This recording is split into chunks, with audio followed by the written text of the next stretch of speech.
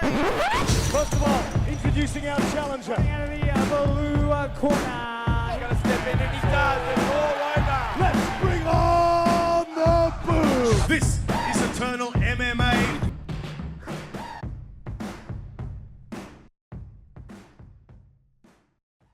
Mixed martial arts fans, welcome back and thank you for joining me once again on the Eternal Insiders Podcast, back for 2023. As always, my name's Luke, I'm your host, and joining me right now, one of the most electrifying, exciting fighters in Australian mixed martial arts today.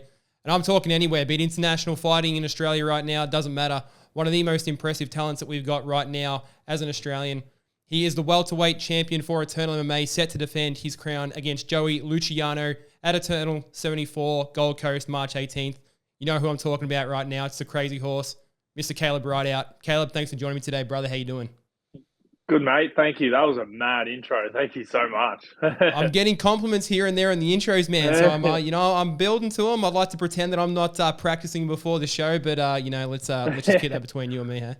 Well, mate, if you wing that was 10 out of 10. Yeah, it was part winging, part a little bit of, in the drive home on the way to work, just sort of practicing my head a little bit. So, if anyone's not paying attention, let's pretend that I just riffed that there. So, but how you doing, brother? I love it. It's good to have you on. I know we've talked a couple of times, but yeah, thanks for joining me on the show.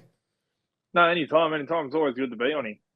Of course. Now, it's be remiss if I didn't ask you, how's fatherhood going, man? I mean, we've got baby Jada. She's almost 4 months old now, I believe. Like a big change in your life. What's that been like for you since you've had the little one come into the world?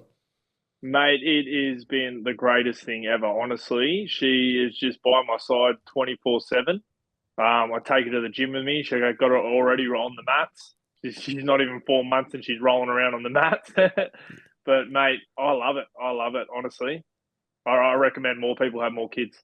Recommend more people have more kids. We'll get that out there. People watching this video, get on the kids. It's a game changer. How's it changed anything for you? I mean, of course, you're working full time. You're dedicated to mixed martial arts. What impact has it made on your life as far as having a child now, being a mixed martial artist and a full-time worker, no less? On the tools still as a plasterer. Man, it hasn't really changed that much. So I've got a really good partner. She helps me out. Like I have my days where I look after her, and then she has her days where she knows that I'm training and she looks after her. But we just work ourselves into a good routine. What works best for me, what works best for her, and yeah, we're killing it with her. So it's good. Everything's going great. I actually think this training camp has probably been the best with her because I get to look over and she's on the mats with me or she's around. So it's good. Does it give you like a fresh perspective on life? Like you hear a lot of people say that, and you hear this from a lot of competitive mixed martial artists that, having a child really just changes your perspective on things, like how you approach fights, like how you approach life. Did you feel that once you had her come into your life? Yeah, well, I said it in my post-fight interview in the cage when I won the belt. It's no longer about me. Fighting now is changed for me. It's no longer about my glory. It's just about, setting up my family and, trying to give my daughter and possibly my other kids, if I have some, as best lives as they can. Now, it's been about 6 months since we saw you last in the cage, of course, winning the welterweight title against Kevin Joseph. What's that 6 months been like for you, apart from the obvious, obviously having a child come into the world? Was that something that sort of, maybe put a delay on any sort of training? I know you said you've obviously been in training camp. We're obviously a couple of weeks away from the fight. But did you take a little bit of time after the win against Kevin Joseph to, sort of take stock and obviously enjoy the birth of your newborn? Yeah, man. I after every fight, I've always taken, a good portion of time off. Like I normally take a month here off, just to, worry about like my personal life. Like exactly right with my daughter. Like, it's always good to take some time from yourself away from this sport. I'm a big believer that sometimes, you do better when you take a step back from it from a bit and then you come back in. And it's proven in my last 6-7 fights, I've always taken a step back and I've come back better, bigger and better in each fight. And of course, you look bigger and better in every fight that you've had. Big, impressive performance, of course, to win that welterweight title. As we said, it's been 6 months on. I want to talk about the fight coming up shortly, but just reflecting upon that, we've had the 6 months break. Like, how do you assess that performance going back? Obviously, one of the most exciting fights we've had, such a back and forward display from both of you guys. A lot of unorthodox strikes from yourself. A lot of crazy moments cage side with our coach Eugene Behrman and everything there. Looking back at it in 6 months, what's your sort of thoughts about that fight now that we've sort of come so far?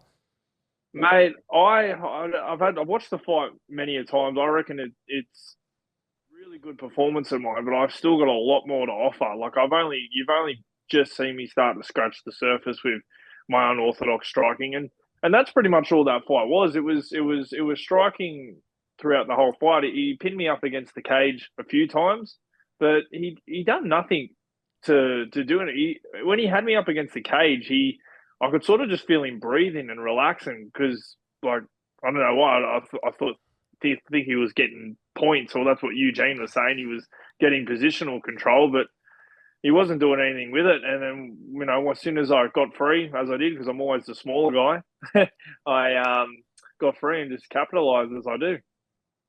So moving ahead, obviously, Eternal 74, we've got the title defense against Joey Luciano, March 18th on the Gold Coast. How are you feeling about this matchup, mate? I know this was one that you've been calling for a while. You've mentioned Joey Luciano. You maybe said that you thought he was ducking you at some point when you gave that post-fight speech in the cage.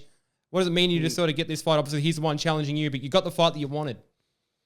Yeah, I finally got the fight I wanted. Well, I was offered to fight Luciano, I think it was about 2 years ago when I had the fight for Hex against David Thomas. That I was originally supposed to fight Luciano, but his camp or whatever, I don't know if he said it directly, but all the message I got back from the promoters was that I was too much of a risky fight because I was coming off another fight, which was with Drew Alexander 4 weeks prior. So he didn't take that fight then. So we could have had this fight back then, about 2 years ago.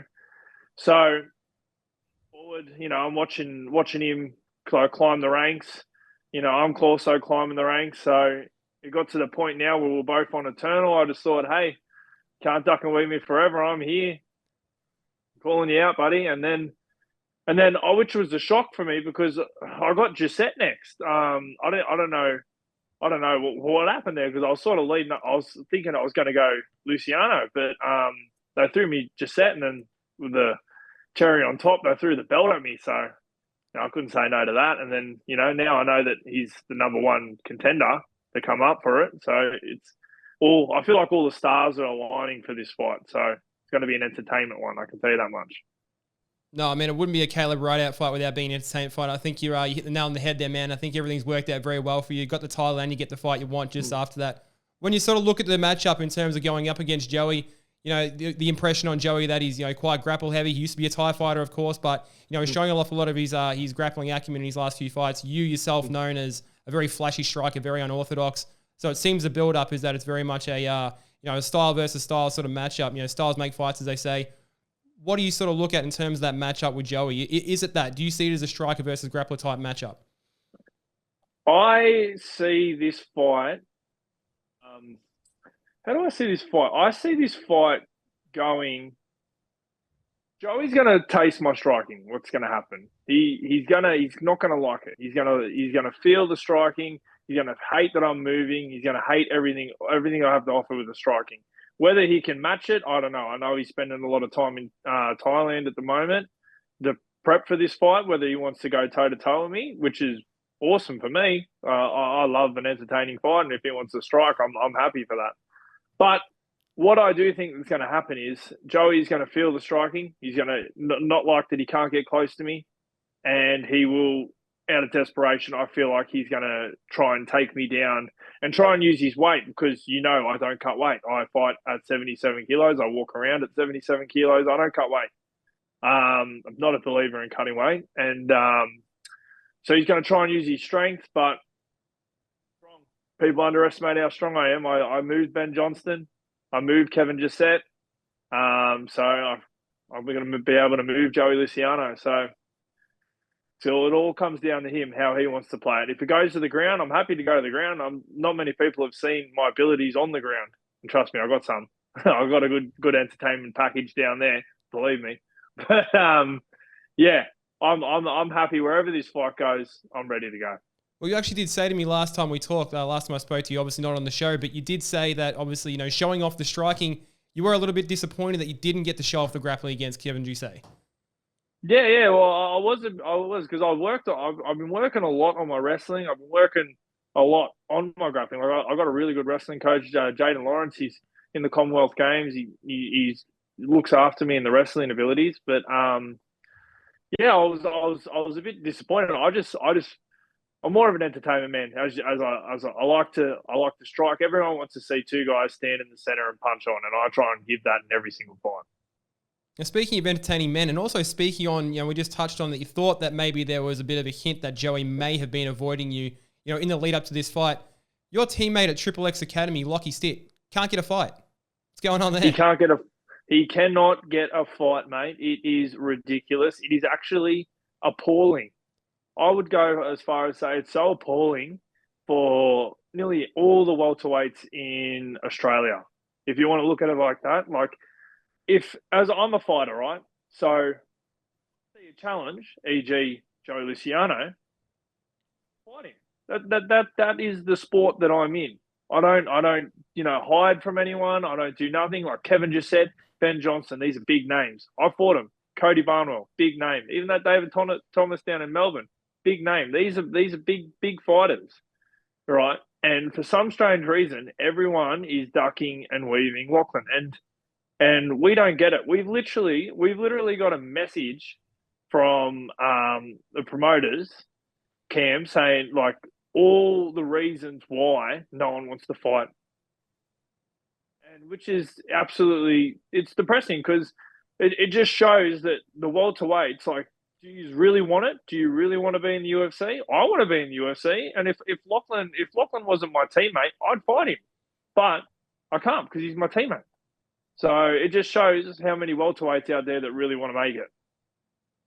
Yeah, I mean, I think Cam actually put up something on his Facebook that he said that he believes that Lockie is probably the most avoided welterweight that he's ever dealt with. Now, I imagine a part of that must be, it must be very disappointing. Of course, it's very disappointing that he can't get a matchup.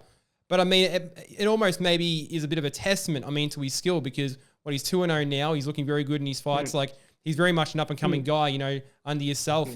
Like, a testament to his skill. You see him firsthand. Yeah. He is unreal. Like I trained with him without giving anything away. Like, his skill set is incredible. I nearly go as far as say his skill set's better than mine. He is so technical. He is, I'm not even joking. He's technical as like the fight IQ is different. I've had a lot more fights than him, but like technically wise, like Lachlan is incredible. And I think too, like if you look at Lachlan's record, he's put a lot of people in the caskets. Like he's finished everyone. But it's upsetting and I can see in his face because he comes to the gym. Like we see that you don't get to see it, but we see like it hurts that no one wants to fight him. Like it's funny, I got everyone chirping at me that want to fight me, but as soon as Lachlan starts to chirp up, no one wants to fight him. Welterweights, so I reckon pick up the phone. It's about time, right? Let's go. Yeah, I reckon personally you should fight Chris Drummond. That'd be funny. Chris Drummond, Lockie Stitt. You heard it here first. Yeah, I've been telling him to call out Chris Drummond and fight him because that would be a good fight. Well, we'd love to see you both in the same card, but if we can't see that, we do want to see Lockie Stitt back in there at some point because what a prodigious talent he is. You guys at XXX Fight Academy, a lot of good things happening there, especially from yourself being the welterweight champion. Fascinating to see, great stuff to see. Of course, we want to move ahead to the Eternal 74 fight, and I'll get a couple more questions before I let you go. You have told me once before when we've talked in the past that you are looking for your Robbie Lawler versus McDonald fight. Is that still the plan? I don't know whether it's necessary this fight, but is that still rattling around the frontal lobe there? You want to get that type of fight in there at some point? I always want that fight. I want that fight when I'm 80. I want that fight, and I'm hoping Luciano gives me that fight. I would love to look at him at center cage with him split open bleeding, and I'm split open bleeding too, and the fans cheering. I want that. This is why I do it. I want this. No, you have said before that, as equal to the win as it is important for you to get the win, that you want to be an entertaining fighter. And I think that's what people love about you. It's quite obvious. That's why, the fans tune in to see you fight. You want to be an entertaining fighter. That's what you emphasize when you get in the cage. 100%. Everything I try and do is to entertain people. Everything. That's what this sport is. You got to be entertaining. So that's what I do. I go in there and I put on a show. And crazy horse. Crazy horse indeed, man. Eternal 74, March 18 on the Gold Coast. Crazy horse, one final one for you. If you can picture yourself getting the job done one way, How do you see yourself finishing Joey Luciano come March 18th? Mate, I reckon I'm going to pick him apart in the striking. He's going to get frustrated that he can't get close to me, and I reckon I'm going to catch him on the way in. Something vicious. Tune in, UFC Fight Pass, Eternal 74, March 18th on the Gold Coast. He's been Kaleb Crazy Horse Rideout, the welterweight champion for Eternal MMA. Mate, thank you so much for being on the show. Absolute pleasure to talk to you as always. All the best come your fight, and we can't wait to have you back here again. No, thank you so much. Happy to be here, bro. You're the man, Kaleb. Take it easy. Cheers, bro.